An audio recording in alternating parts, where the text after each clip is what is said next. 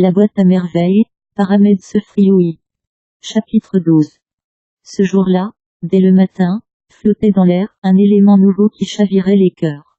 Même la Lacfeneza, la Chouafa, personne austère, s'il en fut, chantait un couplet à la mode. Je l'écoutais de notre fenêtre. Sa voix chevrotait un peu. Mais les mots, cœur, œil de gazelle, lèvres de rose, parvenaient jusqu'à mes oreilles. Ces mots me rappelaient des objets neufs et précieux, qui auraient sommeillé longtemps sous un matelas de poussière. Ils s'élevaient, libres, dans le ciel blanc de l'été, secouant allègrement des ailes où s'attachaient encore de minuscules et persistantes toiles d'araignée. Longtemps, je répétais dans une sorte de béatitude, œil de gazelle, lèvres de rose. Je trouvais jolis ces mots, qui pour moi, n'avaient aucun sens. Je ne savais pas comment était fait un œil de gazelle, ni même une gazelle tout entière. Lèvres de rose évoquaient une image plus accessible à mon imagination. D'ailleurs, je finis vite par admettre qu'une chanson n'avait pas besoin d'avoir un sens. Je me promis de composer plus tard des chansons. Cela ne me paraissait pas difficile. Le vocabulaire m'en était déjà familier. Je parlerai de la nuit, de front couleur de lune, de dents pareilles à des perles enfilées sur un brin de soie, de lèvres de rose ou de corail. Il était toujours question aussi d'un nom de femme. Lequel choisirais-je? Je cherchais un long moment. Aïcha se concrétisait vite en une femme grosse et babillarde, Lalaïcha, l'amie de ma mère. Rahama habitait avec nous. Son prénom ne pouvait m'inspirer. Zoubida, c'est ma mère. Il n'était peut-être pas très correct de mettre le nom de sa propre mère dans une chanson, Zineb me faisait trop de misère. Fatma, je la voyais de ma place pétrir son pain au milieu de sa chambre. Personne ne peut chanter le nom d'une femme qui, à genoux, à même le sol, pétrit la pâte dans un plat de poterie. Peut-être choisirais-je Zehor ou Khadija. Plutôt Zehor. Doux souvenir.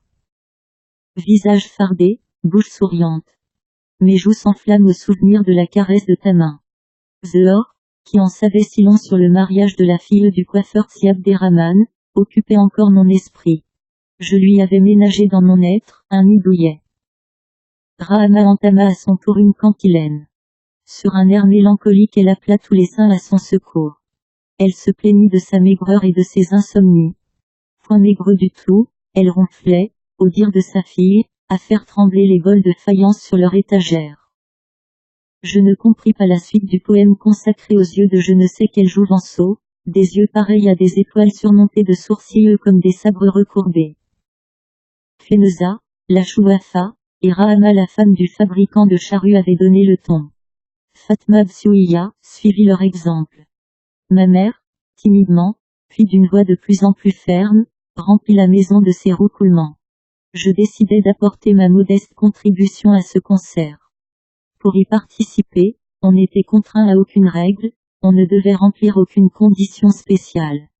Chacun se laissait simplement aller à son inspiration. Mon répertoire se réduisait à 2 mots, ou aux nuits, ou aux lunes. Je me lançais, ou aux nuits, ou aux lunes. Si le poème pouvait paraître maigre, je jure par le Tout-Puissant, que les combinaisons musicales qu'il m'inspira mériteraient de rester gravées dans les mémoires.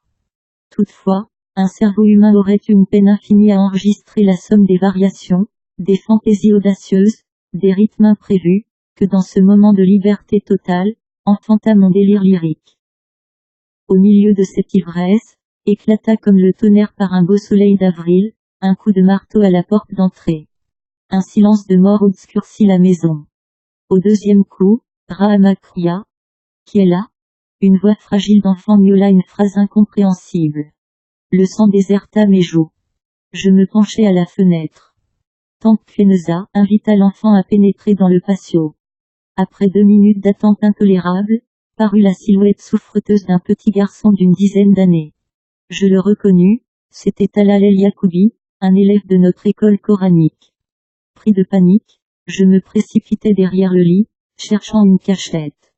Mes membres tremblaient, mes dents claquaient dans ma bouche, le froid s'insinuait dans ma poitrine, s'y établissait pour jamais. Ma mère parlait. Elle disait, « Il va mieux.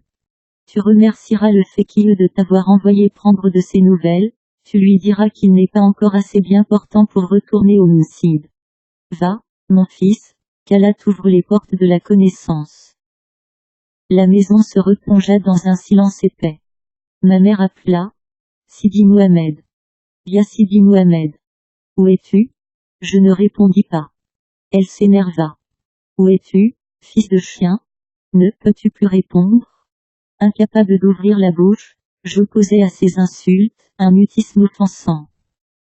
Elle se lamenta, prit à témoin de son infortune, le ciel, la maison, la noble communauté islamique. Malheur. Malheur. Être abandonné de son mari et vivre avec un fils affublé d'une tête de mule est un si triste sort qu'on n'oserait pas le souhaiter à son ennemi, fût-il un juif ou un nazaréen. Dieu, écoute mes pleurs. Exauce mes prières. La porte du ciel devait être grande ouverte. Zineb, parti faire une commission, revint tout essoufflé. Tout le monde l'entendit crier de la ruelle. Mère Zoubida. Mère Zoubida. Je t'apporte une bonne nouvelle, une bonne nouvelle. Une bonne nouvelle? Ma mère s'arrêta de vitupérer contre moi. Zineb, suffoquée par l'émotion, se planta au milieu du patio, tenta sans y parvenir d'expliquer ce dont il s'agissait. Personne ne comprit le motif de son excitation. Les femmes avaient abandonné leur ouvrage. Elles regardaient qui par une lucarne, qui par une fenêtre. Zineb gesticulait au milieu de la cour. Je quittai ma cachette. Zineb s'immobilisa, épuisée. Toutes les femmes se mirent à l'interroger. Elle releva la tête en direction de notre chambre, et parvint à dire enfin. J'ai vu dans la rue. Le Mahalem. Abdeslam. Un silence incrédule accueillit cette déclaration. Rahama rompit. Que racontes-tu, petite menteuse? Trait d'union. J'ai vu Abdeslam non loin du marchand de farine, près de la mosquée du Bigaradier. Il tient 2 poulets à la main. Je l'ai laissé en train de bavarder avec un campagnard qui a une figure longue, comme une gargoulette. Feneza de sa chambre dit. Si ce que raconte Zineb est vrai, nous en sommes toutes très heureuses et nous souhaitons au Mahalem Abdeslam bon retour. Ma mère ne disait rien. Elle me rejoignit dans notre chambre, et restait au milieu de la pièce, les bras ballants. Elle avait quitté la terre, elle nageait dans la joie au point de perdre l'usage de sa langue. Je me précipitai vers l'escalier. Je ne savais pas au juste où je me dirigeais. J'avais parcouru une dizaine de marches, lorsque la voix de mon père monta du rez-de-chaussée. N'y a-t-il personne? Puis-je passer? Le timbre n'en avait pas changé. Passe Mahalem Abdeslam. Aujourd'hui est un jour béni. Dieu t'a rendu au tien, qu'il en soit loué, répondit Kenza la voyante. Dieu te comble de ses bénédictions, dit mon père. Je rebroussai chemin. Je voulais le voir entrer dans la chambre. L'escalier me paraissait un lieu sombre, il n'était nullement indiqué pour revoir mon père au retour d'un aussi long voyage. Ma mère n'avait pas bougé. Elle me parut un peu souffrante. Moi-même, je ne me sentais plus très bien. Mon front se couvrit de gouttelettes froides et mes mains tremblaient légèrement. Le pas pesant de mon père résonnait toujours dans l'escalier. Une ombre obscurcit la porte de notre chambre. Mon père entra. Le salut sur vous. Sur toi le salut, murmura ma mère.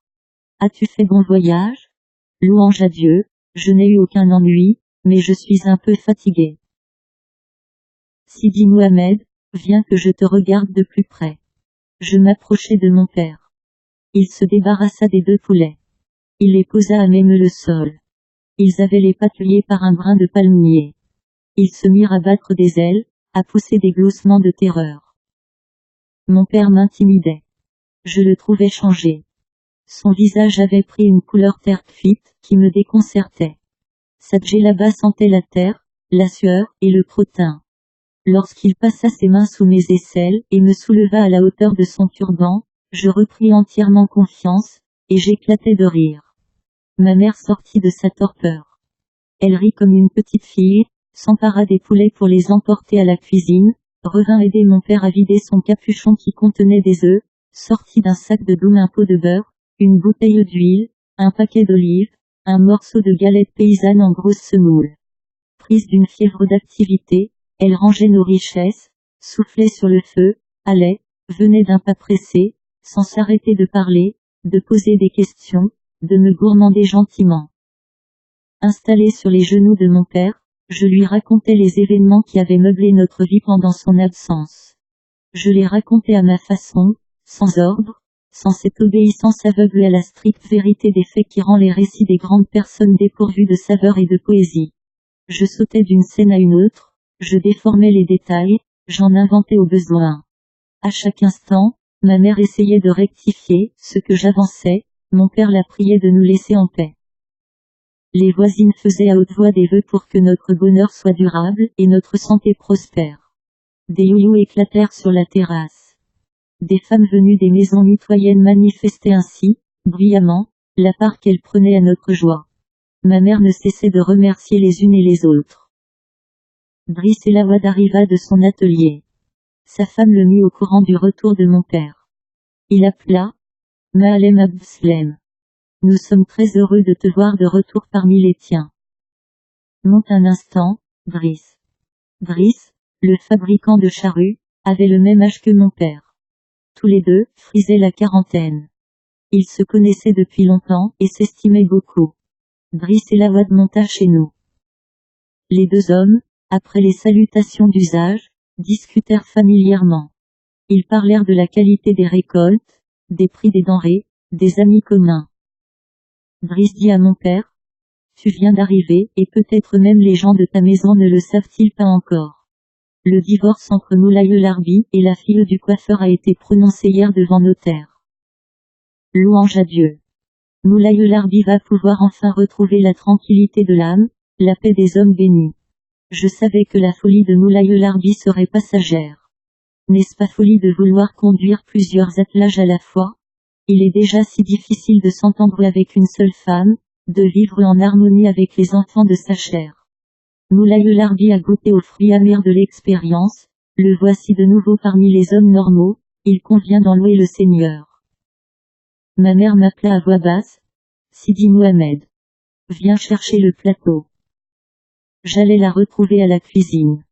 Le plateau pesait lourd à mes bras d'enfant. Je m'acquittais de cette fonction avec un certain orgueil. Mon père versa le thé.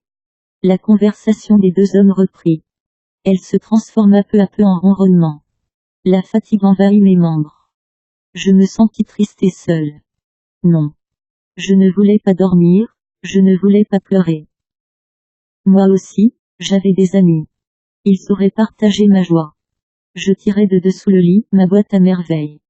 Je l'ouvris religieusement. Toutes les figures de mes rêves m'y attendaient. Fès, 1952.